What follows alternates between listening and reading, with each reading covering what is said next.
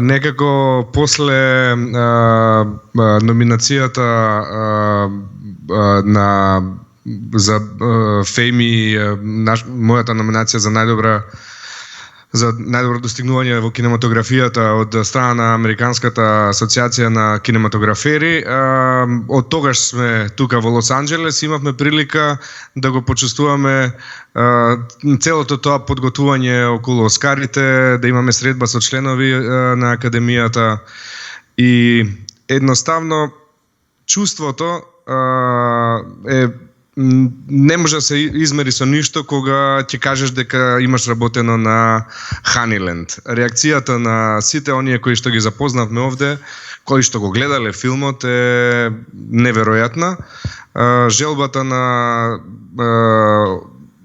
луѓето кои што го погледнале филмот, не знам, видовте, бевме рамо до рамо до големи звезди кои што никогаш не бевме. Ја лично не сум можел да сонувам дека ќе бидаме еден ден покрај нив на црвениот тепих, ама ете се случи тоа вчера.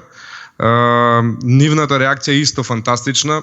Реакцијата дека Атидже на црвениот тепих е исто голема беше и имаше еден голем број на звезди кои што сакаја да се сликаат со Атидже. Снимателот на Скорсезе,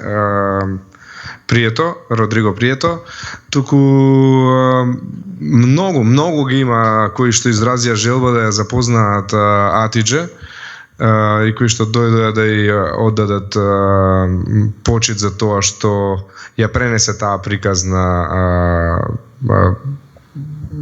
која е представена во филмот. Не знам кои други би можеле. Да, Јоаким Феникс е еден од добитниците на Оскарот и тој е голем фан на Атидже и на целиот филм. Тод Филипс, режисерот на Джокер, е исто така еден од поголемите фанови. Сега не знам колку, можам да набројам уште многу. Така да може во една прилика ќе ги објавиме и фотографиите што ги имаме од тие наши дружби со големите звезди. Роџер Дикенс исто така. Тоа е сега што ми текнува од тие најмногу што се дружевме у текот на овие 2 недели, колку што сме овде пред Оскарите.